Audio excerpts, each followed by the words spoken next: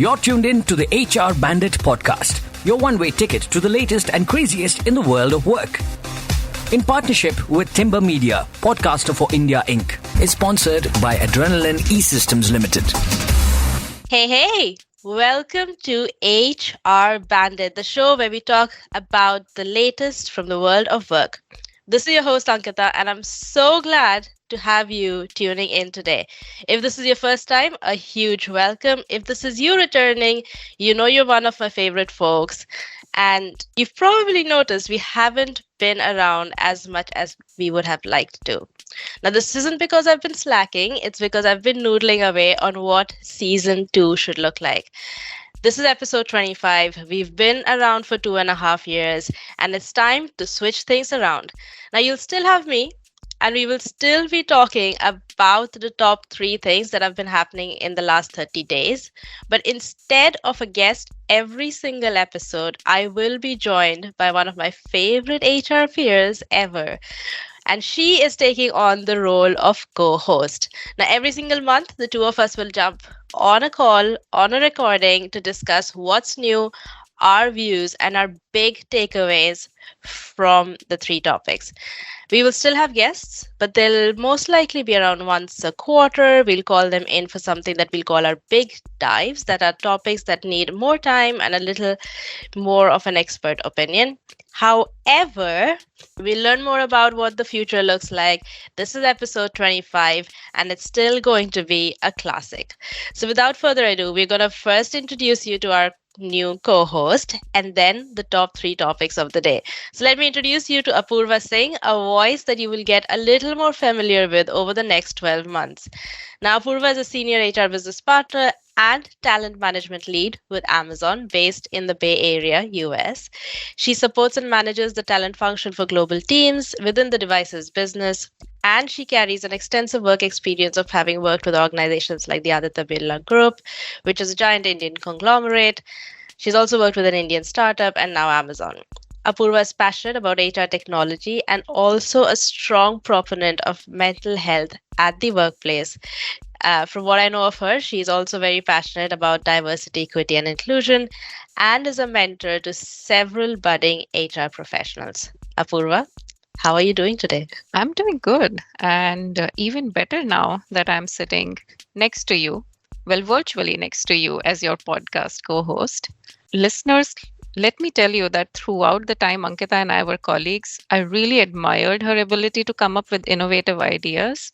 So I'm super pumped to join Ankita in this journey. Ankita, I have followed how you launched and kept the HR Bandit podcast alive by churning out interesting topics and speakers, and I can't wait to be a part of it. It really is my privilege to be here as a co-host next to you. Okay, I'm very flattered, but Bandits, flattery is not what got Apurva here. She is genuinely one of the most passionate HR people I know, but please don't stop with the flattery. Keep it coming. It makes me feel good. This could be our mutual admiration club. But Apurva, because you're taking on the mantle as a co-host, do you want to kick us in with tell us what are our top 3 topics for the day? Absolutely. So first up, we have the Infosys co-founder, N.R. Narayan Murthy's comment on workers working 70-hour work weeks, which ended up being one of the most controversial sentences from the last 30 days. What exactly did Murthy say, and did everyone take it out of context? For our second topic, we'll have the Nobel Prize of Economics, which made us sit up and take notice. Earlier in October, Harvard economic historian Claudia Goldin won the 2023 Nobel Economics Prize for her work on the gender pay gap. Will this accelerate the closing of the gap? Well, only time will tell. And for our last and final topic of the day, Ankita, are you feeling gloomy? Well, I'm not. I hope my voice doesn't sound any bit gloomy. I'm dialing in from the not so sunny Seattle. It's 7 a.m. in the morning. I'm having to pull together every ounce of energy for this, but I am not sure I subscribe to the great gloom. Now, this is, of course, Bamboo HR came up with a finding that says we are more gloomier now than ever. We've had so many greats. But is it time for the great gloom? I'm not sure. But before we roll into what promises to be our best mix yet, Apurva, I start thinking about the end of the year long before the year ends. So it's still on top of mind. We talk about goals. What is one goal you want to hit before the year ends? So I'm one of those people like who go overboard when they take goals at the beginning of the year, only to forget all about them. And if I have to revisit my list of goals, believe it or not, but one of my goals this year was to have launched a podcast with a dear friend back in India. And while I haven't technically been able to do that, like I think co-hosting HR Bandits comes really close. So thank you. um, Well, unexpected turns. It's almost well, you now co-own the podcast, so it's like you've almost launched it. You followed us since launch. I've heard a lot of feedback from you that we've also incorporated over the years. But with I want to like I'm very much like you. I also made 24 goals. I will tell you which one I want to achieve by the end of the year, but I'm going to switch things up and say it at the end of the podcast. So, Bandits, if you want to know what is my goal and whether I will achieve it and how Apurva and I keep us accountable, well, she's achieved her goal, so she's like ahead of me. Stay tuned till the end. With that, I'm going to jump into our first topic of the day. The 70-hour week. Now, my social media has gone crazy with debates over a comment made by Narayan Murthy, the founder of Infosys. Now, the 77-year-old entrepreneur, during a podcast called The Record by 314 Capital, said, India's work productivity is one of the lowest in the world. Unless we improve our work productivity, unless we reduce corruption in the government at some level, because we've been reading, I don't know the truth of it.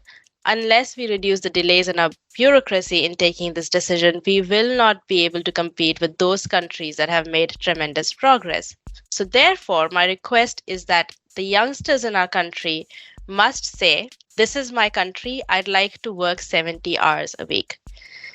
Now, that's what he said. To put in context, the podcast is around 52 minutes long. The comment around work and productivity lasts no more than 2-3 minutes.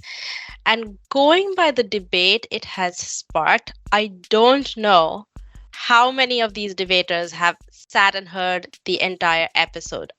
And I think there are two parts to this entire commentary that has ensued post Narayan Murthy's comment. And the first one I'm going to talk about, and then Apurva, I'm going to come to you for your take on the subject, is just there is something to be said about taking sentences out of context, right? Like, so this sentence was taken out of context. Everyone has an opinion of it, but I don't know whether they've actually heard the context of the whole discussion and the episode. And Bandits, per usual, all links are in the show notes. I highly recommend that you listen to the entire episode, form an opinion that's well informed, and then come and join the debate, because it's definitely a debate worth joining and continuing. But because the debate over the 70-hour work week and Murthy's request that corporate leaders urge the youngsters to clock in longer and more productive hours is very much alive, Apurva, what's your take on the topic? Well, I've read, I have read so many takes on this topic in the last few weeks, including like some even really hilarious ones. Of course, we're not going into those today. I just find it strange to be debating on this when we've also been talking about the 4-day work week a lot lately.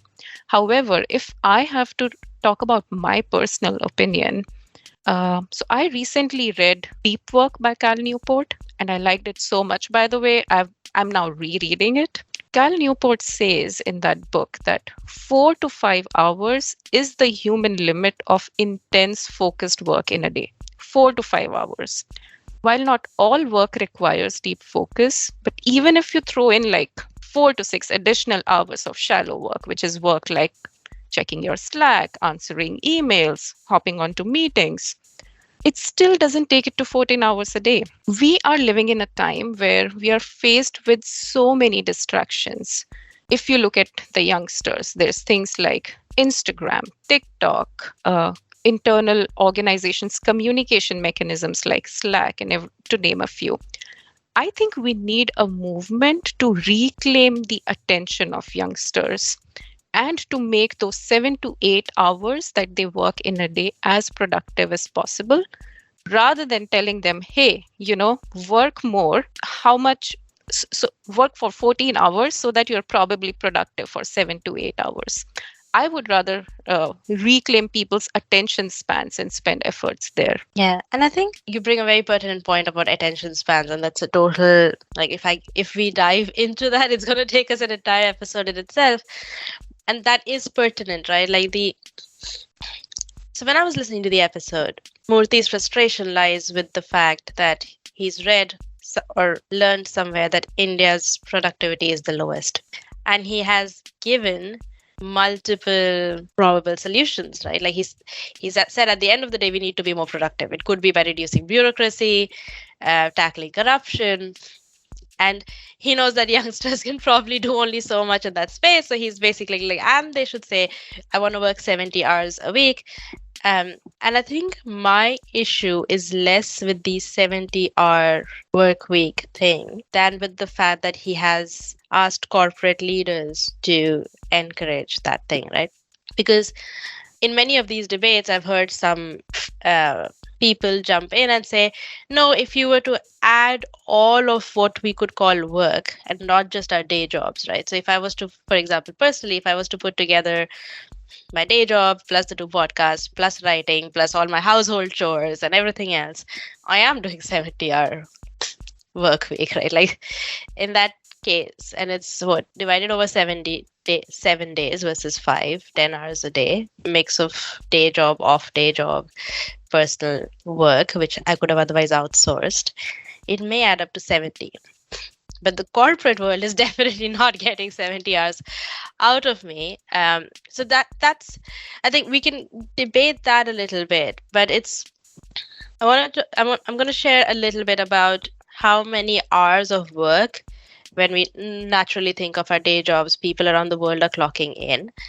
And the fact that when I was sharing this with my colleagues yesterday, they were like, well, they were joking about the fact that we don't believe Indians are the least productive. So they were questioning that data. And then one of my friends made a comment saying, you know what, if Indians started working 70-hour work weeks, it'll probably be less than what they're working now. So I don't know the stats on that.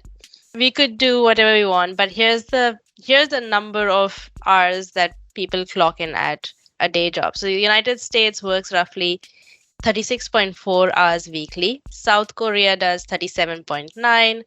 China, which we thought would be higher, does 46.1. Russia does 37.8. Interestingly, the United Arab Emirates has the longest work week, which by clocking 52.6 hours. Gambia clocks in 50.8 hours. And Bhutan is 50.7 hours. So like if we were to do 70, we'd burn out, and other ailments aside, it will definitely, in Narayan's point of view, maybe make us the most productive and put us right ahead of all countries. But it's like, is the cost worth the benefit? What do you think, Apurva? I think I go back to my original thought, right? I think as a country, we should strive to be more productive. However, like to your question, at what cost? What we need is to make our youngsters feel more passionate about their work, but also about the way they lead their lives. I would rather want our corporate leaders to focus on giving their employees, giving our youngsters a great experience at work that helps them be productive and that gives them the passion that then adds to their productivity, something that we will talk about in a later segment coming to Great Gloom.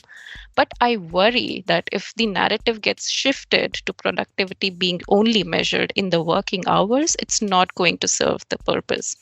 Like if a corporate is working for 14 hours, but if 4 or 5 of those hours are spent in doing non-productive work, I think that's a big challenge for the CEO to solve for. Yeah, and it is kind of regressive, right? Like everyone in the world is talking about fewer work hours, but more effective, productive work hours. And then we have a leader who we admire and respect because all of what he's done go in the complete opposite direction. So I think it is interesting. Yeah, and I also think it's very individualistic, right? If I'm an entrepreneur, maybe I want to give those many hours to my work. But if I'm just like a regular employee with someone who has a side hustle, someone who wants to do a lot of other things with their lives, does it really make sense for me? So I think that's another angle to it which we're missing. Oh, absolutely. And to your most passionate thing about inclusion, if I have caregiving responsibilities or any other, there's no way on earth I can do. Like, I'd be kicked out of the corporation if I was expected to do that. But with that, Apurva, will you take us into a second topic? Happy to. You're tuned in to the HR Bandit podcast, your one-way ticket to the latest and craziest in the world of work. In partnership with Timber Media, podcaster for India Inc. is sponsored by Adrenaline E-Systems Limited. So this was a topic that I had hoped would kindle a lot of debate and discussions, but surprisingly, it really did not. Well, I'm talking about the research done by Claudia Goldin that won her the Nobel Prize in Economics this year, which gave a lot of insights explaining women's historical contemporary roles in the labor market. The complete document shared by the Royal Swedish Academy of Sciences with illustrations to better understand the research is available in show notes. In her research, Goldin traces back over 2 centuries and finds that there's no consistent link between women's participation in the labor market and economic growth.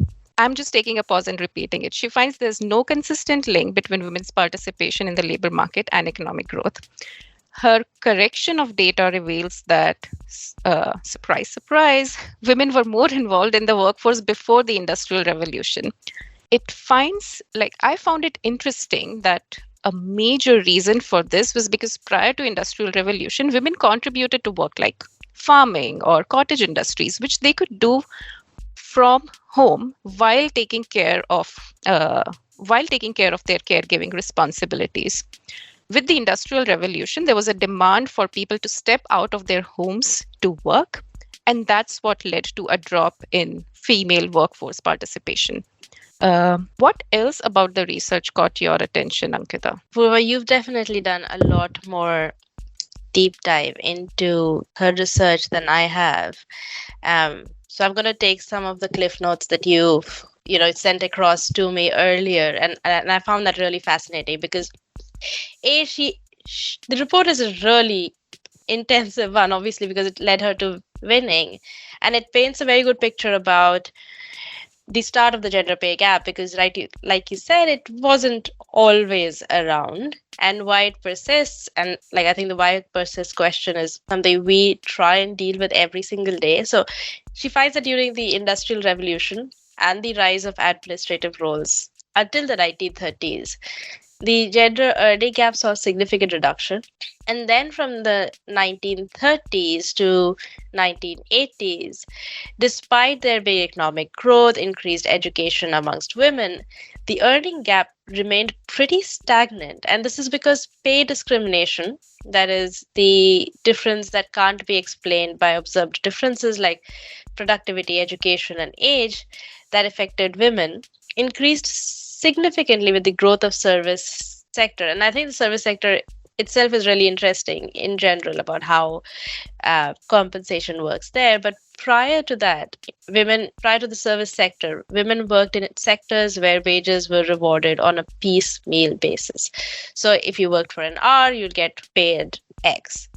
Now, when it shifted to a fixed monthly wage, what naturally happened is those who had long uninterrupted careers, or could be viewed favorably because they worked longer hours, tying into our previous discussion, really disadvantaged people who, I want to expand it to caregiving responsibilities and a whole bunch of communities, but women in particular, because that's what emerged in this study. Yeah, and here's the real kicker, which Goldin calls the parenthood effect. Goldin and her co-authors demonstrated that while the initial earning differences between men and women are small, soon as the first child arrives, the gap widens significantly. The nature of our contemporary work, if you look at just the jobs that we all do, like it demands constant availability. And it does put women at a disadvantage, especially when it comes to caregiving responsibilities. Like in my view, for a real change, we need a larger social and legislative changes to be brought. I remember this recent Instagram post by a famous financial planner where he shares that he showed like the yearly cost of childcare and house help in the US to support working parents comes to an X amount, which means if one of the spouses is earning less than X, it makes better financial sense for them to quit their job and take care of their child and home, which just constantly feeds into the problem that we are seeing. So if we really need to solve for the gender pay gap, I think we need beyond just organizations to participate and bring about a change. We need strong legislature, we need strong policy making to provide better financial and structural support to working parents for an equitable future. Yeah, and I think I know gender pay gap report has become a huge thing with some legislatures mandating it.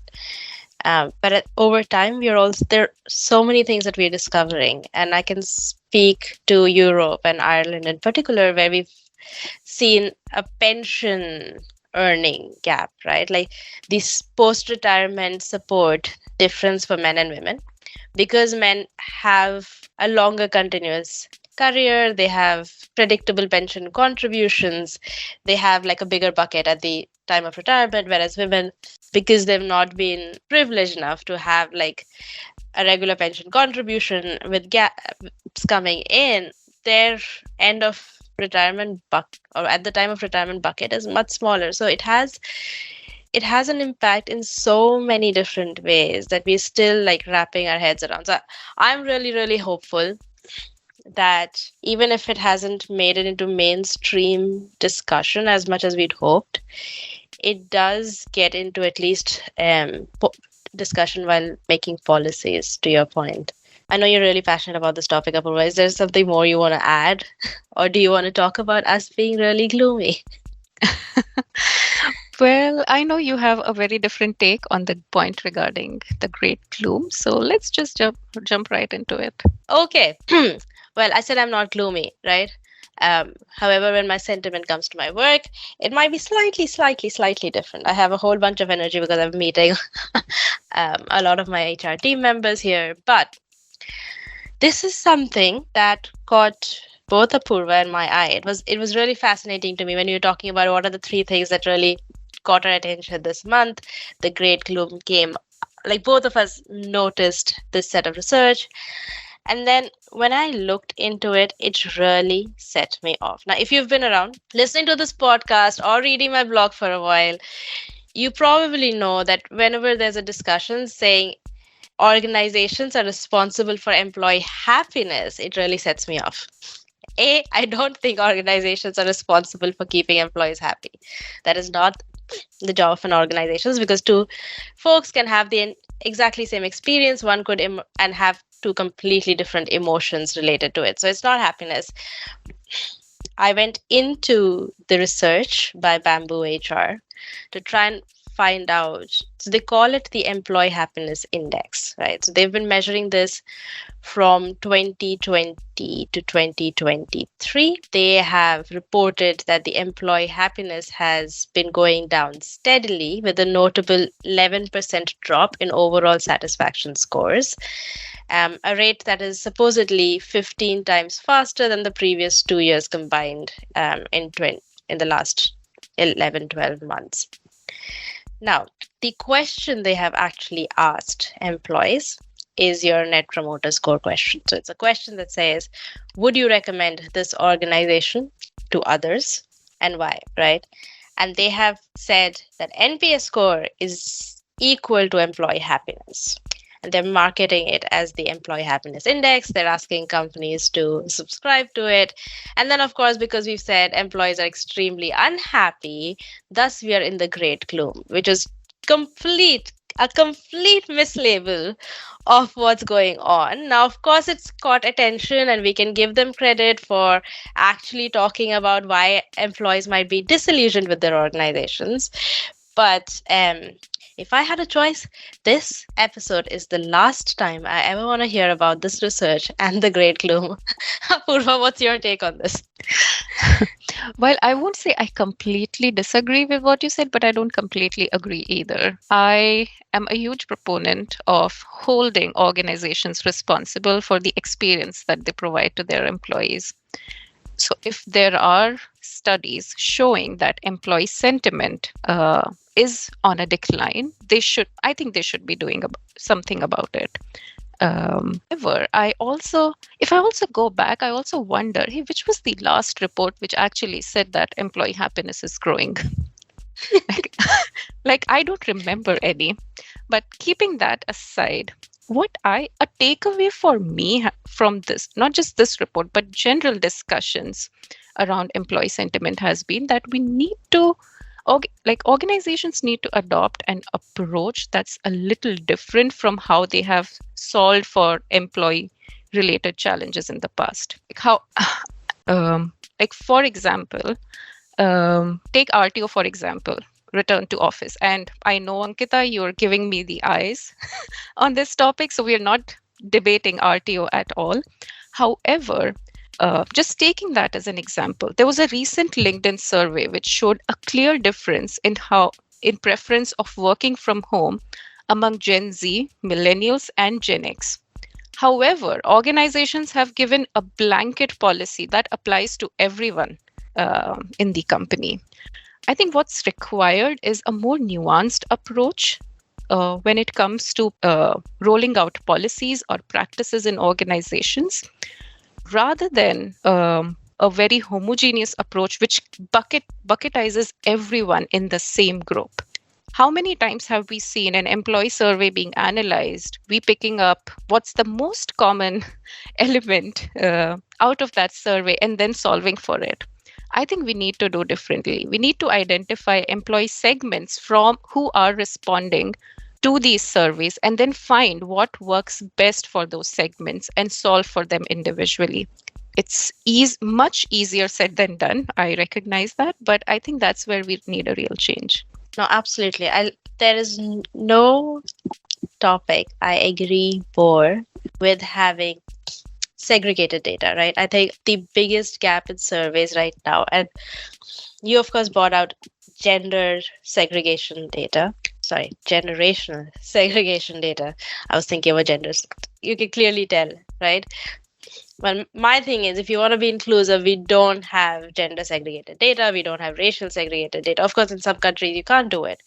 But as long as you have non-segregated data, every action you take from the survey will always be well suited only for the typical employee, which is usually, if you're a global organization, the white male. If you're an India-based organization, a male, or like other things, right? So if you were to have a truly inclusive set of policies, if you were to really shift the needle on, say, employee happiness, you would need segregated data to actually have actions that impact across the board, because it's also likely that because your policies are well suited for the majority, the needle may not shift as much, even if you take policies built for them, because they're already the people who are skewing your scores up.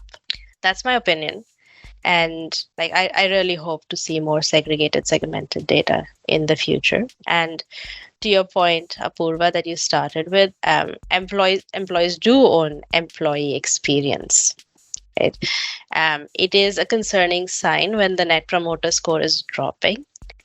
But when you mislabel it, I think the actions that may come as an outcome might be very different from the ones that, I could make an employee happy momentarily before they answer the survey by announcing that I'm going to start giving out free food every day, right? They might just say, oh, now I'll recommend everyone comes in, or even better, parcel food to their home. So I think there are a whole bunch of things we need to think about. I hope no one really takes up bamboo HR on their offer to sell the employee happiness score index or pressurizes them to relabel it as a NPS score indicator that it actually is.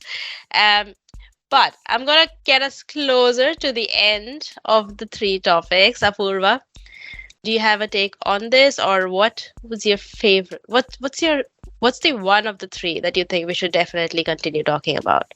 I would, again, it's a topic close to my heart, so I would probably pick the gender pay gap for us to deep dive on in the future. Like I said, it wasn't as discussed as I would have hoped in the mainstream, so would definitely like to see more on that.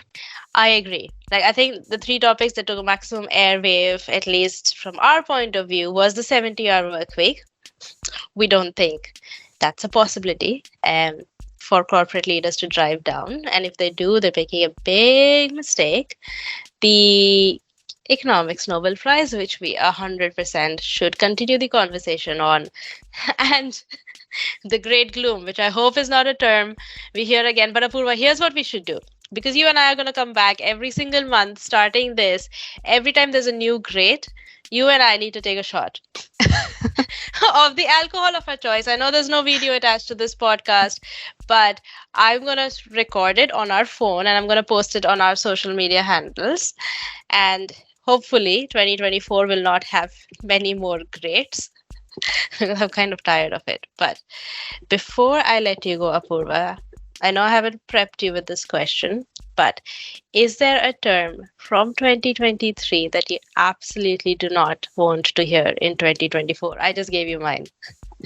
Oh, I thought you were going to ask me that you absolutely want to hear, and I would have said AGI, Artificial General Intelligence. Do not want to hear. Psst, return to office. Yeah. I think it's going to be returned to office for sure. I think we need to put it behind us. I love how I can nudge you and you would agree. But great minds think alike. That's it. Okay, bandits, I'm going to get us out of here. I hope you enjoyed listening to this episode. I'm going to leave you with the one goal that I hope to achieve before the year ends, and that is me running for more than 2 kilometers at a stretch. I hope that on 31st December, I can do 10 kilometers. It is a big, big, big ask. But we will let you know in our December episode how much closer I am to the goal. And then Apurva is going to tell us one other goal on her list and how much progress she's made against that. With that, bandits. Yeah, go on. And Ankita, I'm going to drink to that if you're going to do that 10K on 31st December. So fingers crossed. Yeah, there's going to be a lot of alcohol on this show over the next 12 months. So prepare yourself for it. But with that, on behalf of NHRDN, Apurva, and I, we are out. You're tuned in to the HR Bandit podcast, your one-way ticket to the latest and craziest in the world of work. In partnership with Timber Media, podcaster for India Inc. is sponsored by Adrenaline E-Systems Limited.